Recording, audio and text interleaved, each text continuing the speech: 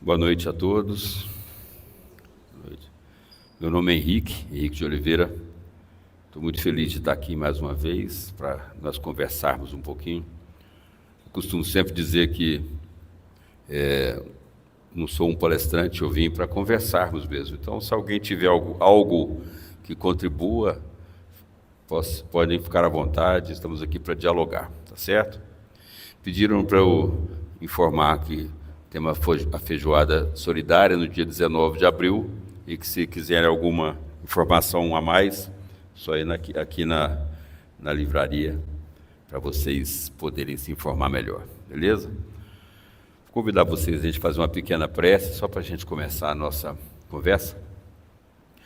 Vamos acalmando o nosso coração, tranquilizando a mente, nos ligando bem uns aos outros, ligando-nos também com os nossos mentores individuais, agradecendo a todos eles pelo cuidado que têm conosco, ligando-nos também nesse momento a todos os companheiros espirituais responsáveis por cada um dos trabalhos que acontecerão nessa casa e que já acontecem nesse dia, abrindo bem nossos corações a eles, pedindo a Jesus que os envolva em muita luz, para que tudo corra com muito amor, muita harmonia. E vamos agradecendo a toda a equipe espiritual que comanda essa casa, em especial ao próprio Ramatiz, por tanta iluminação tem trazido até nós. E juntos vamos nos ligando à nossa mãezinha Maria, agradecendo a ela pelo cuidado que as suas equipes têm tido com todo o nosso planeta nesse momento de tanta perturbação. Agradecendo a ela e pedindo que nos leve até Jesus, nosso Mestre, agradecendo a Jesus pelo seu Evangelho que Ele fez chegar até as nossas mãos nos dias de hoje, pedindo que nos envolva em sua luz branca nesse momento e que ela possa tocar nossos corações e as nossas mentes, para que nós possamos, nesse momento, perceber e reconhecer melhor cada uma das lições que o Evangelho nos traz. Que nós possamos sentir melhor essas lições e que possamos assim expressá-las pelas nossas mãos. E juntos de Jesus vamos a Deus nosso Pai, agradecendo ao Pai pelo seu amor, agradecendo ao Pai pela vida, pela nossa união fraterna que nos permite estarmos juntos aqui nesse dia, agradecendo por essa casa bendita que nos acolhe e que nos protege. E juntos vamos dizendo: Pai nosso que estais nos céus, santificado seja o vosso nome. Venha a nós o vosso reino. Seja feita a vossa vontade, assim na terra como no céu. O pão nosso de cada dia nos dai hoje. Perdoai as nossas ofensas, assim como nós perdoamos a quem nos tenha ofendido. E não nos deixeis cair em tentação, livrando-nos de todos os males. Que assim seja. Então é isso. Bom, então, hoje me pediram para que a gente conversasse sobre esse tema: como construir um mundo melhor e qual o papel social do Espiritismo para que esse mundo se torne um mundo melhor, né? Eu busquei informações no Livro dos Espíritos, no livro Constelação Familiar, do Divaldo e da Joana de Ângeles, e Pensamento e Vida, de Emmanuel e Chico. Bom, pensando no papel que o Espiritismo, papel social que o Espiritismo possa realizar, o mundo tem fome.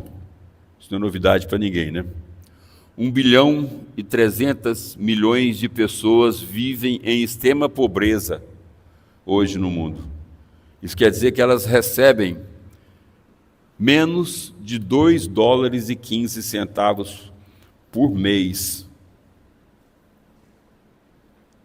Imagine o que é viver com algo nesse sentido, né? Isso é no mundo inteiro, em todos os países somados, né? Aí eu fiquei pensando, bom, então o Espiritismo, como nós temos por princípio maior a caridade, fora da caridade não há salvação, se nós conseguíssemos fazer com que essa virtude da caridade, que mexe com todos nós espíritas, e que até já convenceu outras pessoas de outras religiões, a gente sempre em diálogos que a gente sempre ouve a respeito dessa característica que o espírita tem de tentar fazer sempre algo mais para que possa colaborar.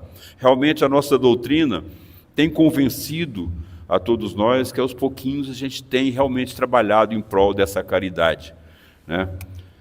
Então, se nós conseguíssemos fazer com que essa caridade convencesse a todo o planeta, teríamos concluído um papel social, creio eu.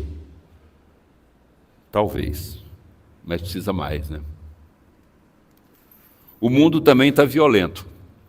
Aí eu fui buscar lá, só no Brasil, em 2025, foram 34.086 vítimas de homicídios, latrocínios e lesões seguidas de morte.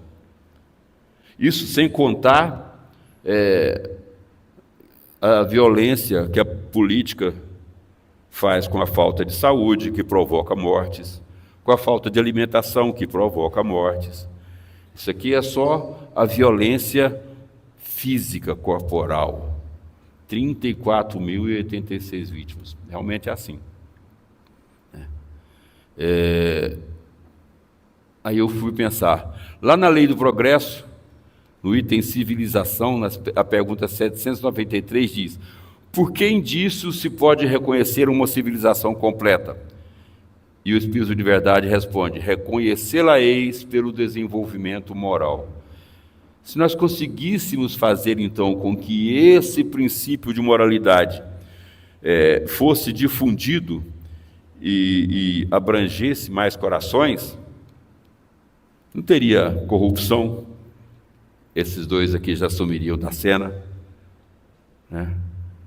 Não teria agressividade nos lares, não teria agressividade nas ruas, né? Porque a gente vive num país que você tem que colocar cerca elétrica na sua casa. Que coisa, é estranho pensar nisso, né? Você, para conseguir dormir tranquilo, você tem que colocar cerca elétrica, alarme, sensores e monitoramento, né? Se nós conseguíssemos essa evolução moral, talvez também pudéssemos fazer isso. Aí eu fiquei pensando hoje, na hora que eu estava fechando essa nossa conversa, eu fiquei pensando sobre as leis que acabam promovendo, de certa forma, ou contendo, de certa forma, essa questão da violência, né? A Lei Maria da Penha, que protege as mulheres, né? Mas vai chegar um dia em que nós não precisaremos da Lei Maria da Penha, porque nós não teremos necessidade de proteger as mulheres de nada, porque elas estarão resguardadas pela evolução moral de todos nós. Eu pensei nas leis das Marias. Se hoje a gente tem a Maria da Penha, talvez um dia a gente tenha a Lei Maria de Nazaré, que ao invés de cuidar socialmente, vai cuidar fraternalmente, nós todos estaremos interligados pelo amor e, por vontade própria, não estaremos mais predispostos à violência.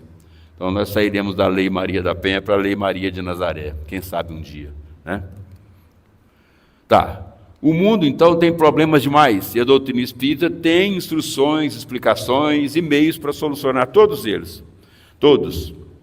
Bastaria que a gente se dispusesse, que a humanidade se dispusesse realmente a tomar essas obras, não como simplesmente leis religiosas, mas que elas fossem tomadas talvez como uma carta magna de cada um dos países, respeitando as pessoas, colaborando com o bem-estar, colaborando com a vida social mais harmônica, né? Então, se a gente tem depressão, a gente vai encontrar no Evangelho, no Livro dos Espíritos, no Livro dos Médiuns, solução para isso. Nós temos vícios, nós vamos encontrar no Livro dos Médiuns, no Livro dos Espíritos, explicações para isso. Distúrbios mentais, idem. Desentendimentos domésticos, sim, também vamos encontrar dentro do Livro dos Espíritos. Corrupção, também dentro do Livro dos Espíritos, dentro do Evangelho, a gente vai encontrar. Essas obras têm todas as soluções para isso. Mas então o que falta, né? Como que o Espiritismo tem isso e isso não tem sido aproveitado, né? Então, como é que a gente vai agir nisso? A gente vai agir com proselitismo, querendo transformar todo mundo em espírita, também não é o caminho, porque o Espiritismo reconhece que todas as religiões são boas e necessárias. Cada pessoa está com uma forma de compreender o acesso ao Pai, a religação com o Pai, de certa forma. Então, quando a gente vê aquela igreja que tem perto da casa da gente, que a gente fala assim, esse pastor aqui, ele se aproveita dos fiéis, do dinheiro que os fiéis... Esse é o problema do pastor. Mas aquela religião está ali aberta, oferecendo Jesus para aquela pessoa. Se aquela pessoa ainda acredita que ela precisa pagar para ter Jesus, ela pelo menos está pagando para ter Jesus, e não pagando para buscar drogas e outras coisas mais que estejam por aí. Então toda religião é boa. Aquela que nos convence hoje é o Espiritismo. Talvez surja a quarta revelação daqui, sei lá quantos anos, e ela possa nos convencer um pouco mais que o Espiritismo, nos esclarecendo um pouco mais. Nesse momento, aquela que nos convence é o Espiritismo, né?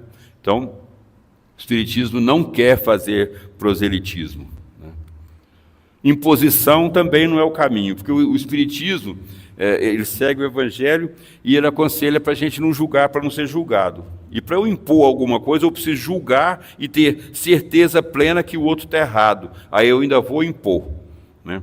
Então o julgamento não cabe, a imposição não cabe, tudo tem que ser pelo convencimento do amor. Então também não é assim que nós vamos chegar. O caminho é da atitude. Aí eu me lembrei desse livro, O Cristo da Estrada Indiana. Isso é de um missionário americano chamado Eli Stanley Jones. Ele escreveu em 1925 esse livro. Ele era um missionário protestante que trabalhava e servia lá na Índia.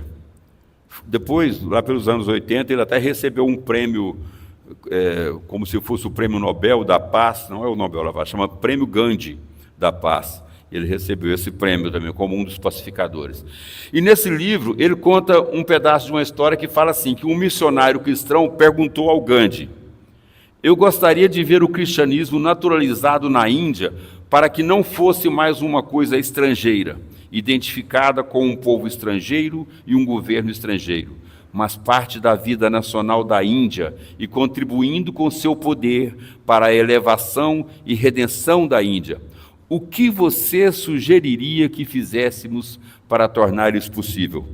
Quer dizer, ele foi capcioso, ele foi conversar, e desrespeitoso, porque é como se chegasse aqui um padre e fosse conversar com a direção da casa e falasse: o que eu preciso fazer para que vocês aqui todos virem católicos? Né? De certa forma, é um desrespeito com aquilo que a gente tem de fé. Mas ele fez essa pergunta para o Gandhi, e aí o Gandhi respondeu para ele: eu sugeriria, em primeiro lugar, que todos vocês, cristãos, missionários e todos, comecem a viver mais como Jesus Cristo. Quando vocês começarem a viver mais, é provável que isso vai acontecer. O Gandhi, ele tinha a religião dele, né, ele era hinduísta, mas o Gandhi tinha respeito por tudo isso. Certa vez ele chegou a dizer que se todos os livros do mundo acabassem, pegassem fogo, e sobrasse só o Sermão do Monte, a humanidade estava salva. Sermão do Monte, Jesus Cristo, cristianismo. Ele não era cristão, mas ele tinha um respeito por isso. Aí ele falou: então, vocês querem que a gente se torne? Então passa a agir mais como Jesus, que a gente vai achar realmente que o cristianismo é bom. Então, é a minha transformação que transforma o mundo. Eu vim aqui dialogar com vocês, conversar com vocês, trazer todo... tudo bem que aqui ninguém vai pensar que eu seja um Chico Xavier, mas se eu fosse e viesse aqui trazer para vocês diálogos elevados e fosse ali fora e começasse a fazer coisas erradas e vocês me percebessem fazendo isso, tudo aquilo que era discurso teria sido jogado em vão. É o que ele está falando. Transformem-se, que aí vocês vão transformar o mundo.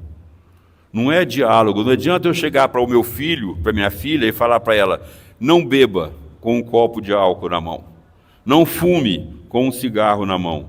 Aquela história de faça o que eu digo, não faça o que eu faço, é coisa dos anos 70. coisa da criação que eu recebi, que meus pais, às vezes, estavam lá fazendo alguma coisa nesse sentido e falavam, não, você não vai fazer porque é errado. Eu vou falar, mas é errado e ele está fazendo? Hoje, a juventude nos questiona a esse nível. Então, é a minha transformação que transforma o mundo. Então, se eu desejo que o Espiritismo promova melhorias para todos, elas precisam começar em mim.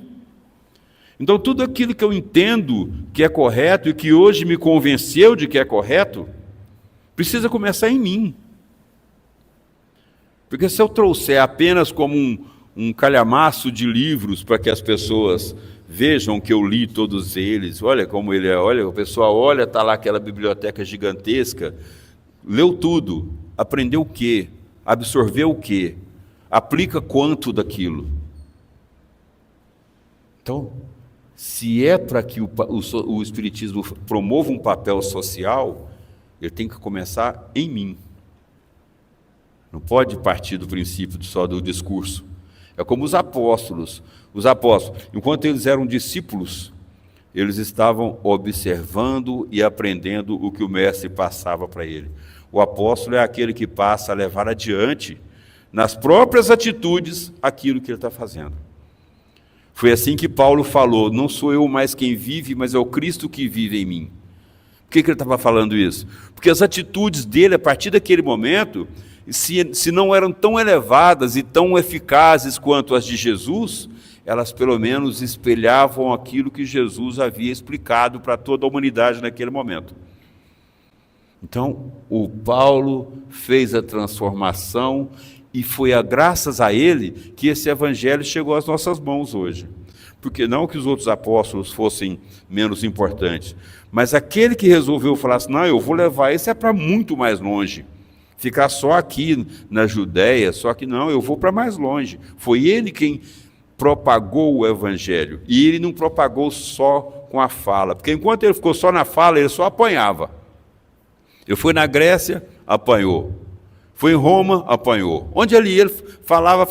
Quando as pessoas começaram a perceber que ele estava agindo de acordo, ele continuou apanhando. Mas ele começou a convencer aqueles que não queriam competir com ele. Porque a transformação dele estava começando a transformar o mundo. Então, a missão do Espiritismo era uma missão minha e de cada um de vocês. Ela não é uma missão de um calhamaço de papel que o Kardec codificou escutando as conversas da espiritualidade. A doutrina é a soma de todos os conceitos. Quer dizer, se a gente pegar todos aqueles livros que eu mostrei lá mais cedo, aqueles 5 livros do Kardec, ela compila as ideias da doutrina espírita, né? Mas o Espiritismo, como eu disse, sou eu, é você, somos todos nós que nos declaramos espíritos.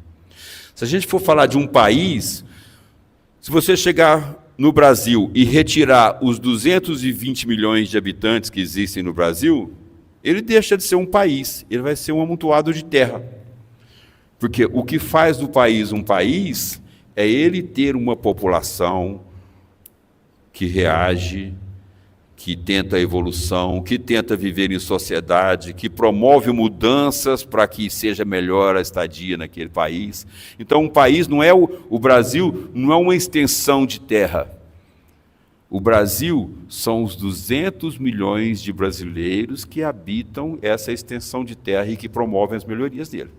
Por isso que eu digo que o Espiritismo sou eu e é você. Se eu quero que ele faça algo, sou eu quem tem que fazer. Sou eu quem tem que começar a rever minhas atitudes no trânsito, na leviandade com o meu trabalho. Será que eu estou fazendo tudo aquilo que me cabe? Tudo aquilo para o qual eu recebo todo dia primeiro o meu salário? Será que realmente é assim que está acontecendo? Será que, por exemplo, eu que sou músico, será que eu estou levando para as pessoas com as quais eu convivo, aquelas que me escutam, será que eu estou levando mensagens positivas? Ou a minha música é cheia de coisas negativas, de sensualidade, de agressividade, de lasciva? Porque a música que a gente tem visto hoje difundida é essa. E Platão dizia que se você quiser conhecer um governo, preste atenção na arte que ele oferece ao povo. A música que se deixa propagar até dentro das escolas hoje é uma música perniciosa. A gente precisa compreender isso. Então, o que eu estou fazendo com o meu trabalho, com o dom que me coube, cada um tem seu dom, cada um tem sua atitude profissional. O que você está fazendo com isso? Você que é engenheiro, você que é advogado, como é que você está tratando as leis? Você que é médico, como é que você tem tratado a saúde do seu paciente? Você tem tratado esse paciente como? Como alguém que é um irmão, filho de Deus, ou como alguém que é mais um cifrão que vai chegar até você? Essa é que é a questão que a gente tem que entender. O Espiritismo vai ser o que eu fizer dele. Lá no país, a imagem do país ela é muito mais importante até do que a política que acontece. Vocês se lembram aqui na Copa do Mundo que aconteceu aqui em 2014? Certo dia que, quando acabou um jogo da seleção japonesa, os japoneses estavam todos limpando as arquibancadas. Lembram disso? Aquela é a imagem do japonês. Organizado, limpo, cuidadoso. Alguém se lembra que em 2023, 3 ministros do Japão foram exonerados por corrupção? Pouca gente aqui deve se lembrar disso. Por quê? É a imagem deles. A imagem é a atitude que o país promove. Esse cara tem muito mais visibilidade que todos aqueles, mas as pessoas olharam para cada um daqueles japoneses lá, catando um papelzinho, um copinho, limpando. Essa é a imagem. A imagem do Espiritismo que eu preciso deixar é a imagem que propaga aquilo que é bom pelas minhas atitudes, e não só pela minha palavra, pelo meu discurso. Essa é que é a questão. Então, nós já demos esse conceito de caridade, que a gente até comentou mais cedo aqui, que as pessoas realmente olham e falam, a religião espírita, ela realmente tem um trabalho de caridade mais eficaz, mais prático do que as outras. Agora, é hora da gente fazer da elevação moral para que o Espiritismo organize o seu papel social. É assim que vai funcionar. Bom, então, se é atitude e observância do que a doutrina sugere, eu fiquei pensando num ponto muito interessante, muito sério, e que hoje tem sido um pouco debatido, que é a família. Lá na Lei de Sociedade, nos Laços de Família, na pergunta 775, diz assim, Kardec pergunta, qual seria para a sociedade o resultado do relaxamento dos laços familiares? Aí o Espírito de Verdade respondeu, uma recrudescência do egoísmo. Recrudescência do egoísmo, um fortalecimento do egoísmo. Por que é retroagir isso? Porque é o seguinte, primeiro sou eu que tenho que fazer, é como se fosse uma cebola. Eu sou aquele miolinho da cebola, assim, que é só uma tripinha, assim, ó. Aí em volta dele tem a primeira rodela de cebola. Ali é a minha família. Depois tem outra rodela de cebola. Ali é a minha família mais próxima. Primos, tios, tal. Aí tem outra rodela de cebola. Começam a entrar os meus amigos mais queridos, mais próximos. Outra rodela de cebola, começam a entrar as pessoas com as quais eu convivo no meu centro espírita ou em outros lugares. Outra rodela, e eu já começo a entrar numa sociedade de uma forma muito mais eficaz. Então começa em mim. E o segundo ponto de ação é a família. Então, quando recrudesce o egoísmo, é que vai voltar só para mim. Serei eu de novo, eu e mais ninguém que me importa. Emmanuel tem uma lição que fala assim, mesmo o egoísta, ele está amando. O egoísmo é amor. Nada que existe, que você encontre por aí, deixa de ser amor. A questão é que é o amor só pela pessoa que está querendo aquilo. Eu quero tudo para mim, então eu me amo. Adoecidamente, mas me amo. Aí ele diz que Expandir esse amor é envolver mais gente nos benefícios que você deseja conquistar para si. Quando você começa a falar assim, eu quero esses benefícios para mim, para as minhas filhas e a minha esposa, eu expandi esse amor. Quando eu coloco os meus irmãos e as famílias deles, eu expandi esse amor. Quando eu coloco os meus amigos, né, coloco o Rodrigo, o Alexandre, a Adriana, irmã do Alexandre, eu estou expandindo esse amor. Quanto mais eu expando, quanto mais essa cebola aumenta, mais rico de amor eu sou. É isso que ele fala. Então, quando eu saio dessa sensação de família, eu estou voltando para o egoísmo puro, vivendo só para mim. Nesse livro, Constelação Familiar, de Joana de Ângeles, ela fala assim, que a família é a base fundamental sobre a qual se ergue o imenso edifício da sociedade. Toda vez que a família se enfraquece, a sociedade experimenta conflitos, abalada em suas estruturas. A família é a base fundamental sobre a qual se ergue o imenso edifício da sociedade. São células de um corpo. A família é uma célula de um corpo. As células se juntam e formam tecidos, que é a família maior, e se juntam e formam órgãos, que são os amigos, e formam um corpo, que é a sociedade. Então, um lar desfeito é o início de um problema para a sociedade. A gente sabe que existem relações que elas adoecem e que permanecer juntos talvez fosse pior. Talvez possa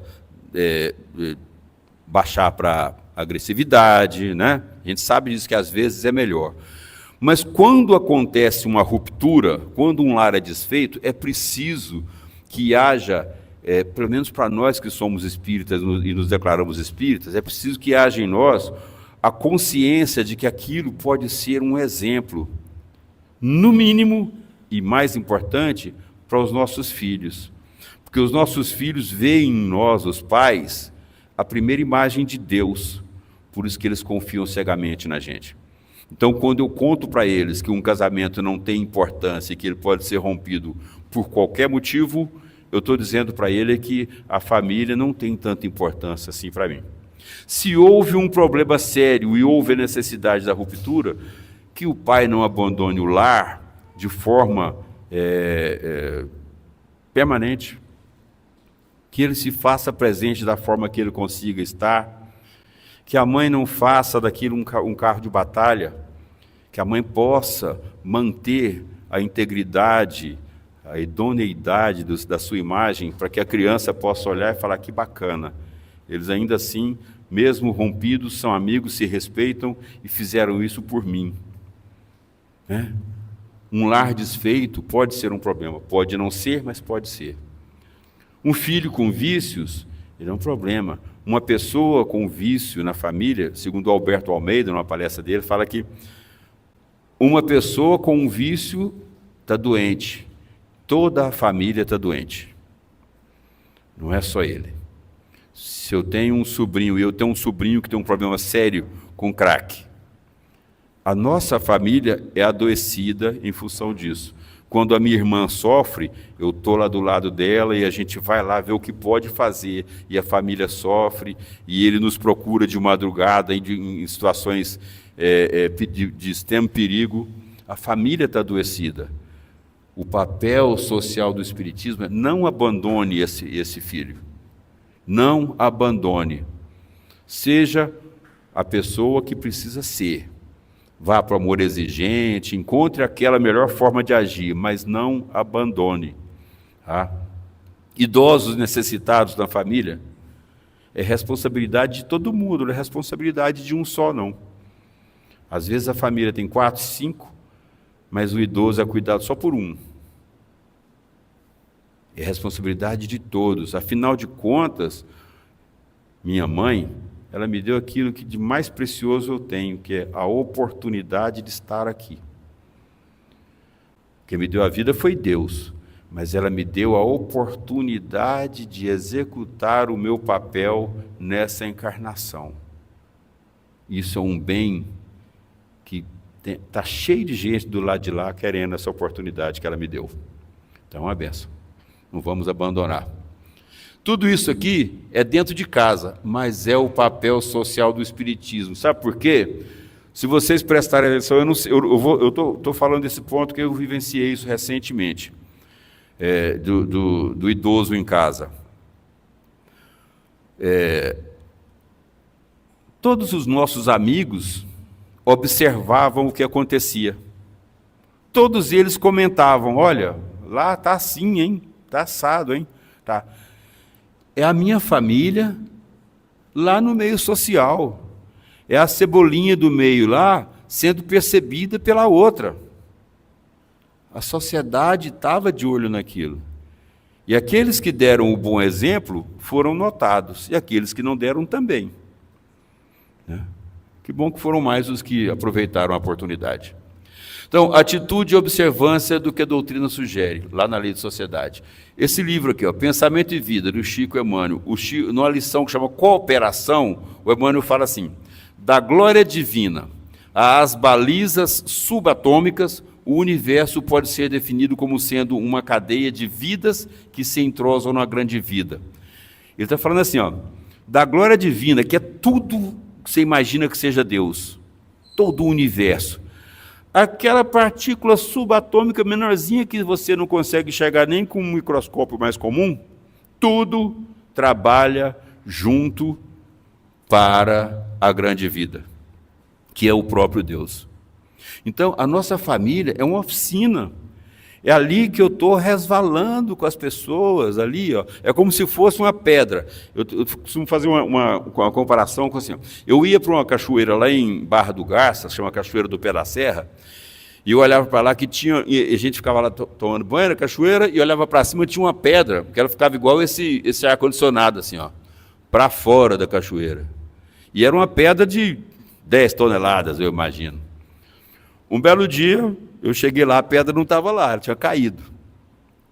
Quer dizer, caiu, bateu, quebrou, de 10 toneladas, ela virou 20 pedras de 500 quilos. Aí veio uma enchente. Por que ela quebrou? Porque ela bateu na outra. Veio uma enchente, rolou as pedras de 500 quilos, elas viraram 70 pedras de 20 quilos. Depois, quando ela conseguiu chegar lá na beira do Araguaia, elas já eram pedrinhas, todas eram pedrinhas de 1 quilo. E aí o Araguaia foi fazendo elas baterem uma na outra, até chegar lá na praia, uma areia fininha.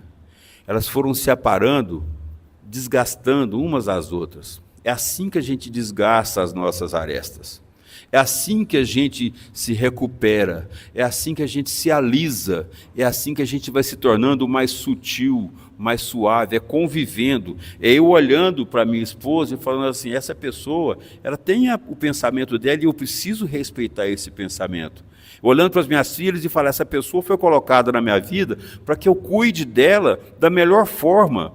Aí ela vai e me dá um desgosto, que desgosto que ela me deu. É uma aresta que eu aparei ali na pedrinha. Eu vou adotar com amor aquela ideia que ela teve, mesmo que seja mal sucedida. A família é a oportunidade que nós temos de aparar nossas arestas. E ela vem de uma forma assim, eu tenho os meus inimigos lá, eu venho para cá e venho resolver meus problemas aqui.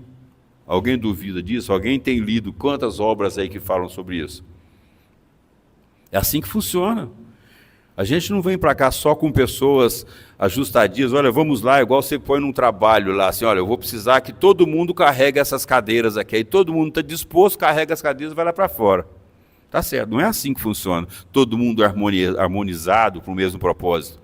A gente vem e vai se desgastar, e é na construção de uma família melhor que eu vou mostrando essa minha face, lá da cebolinha do meio, lá assim, eu comigo mesmo.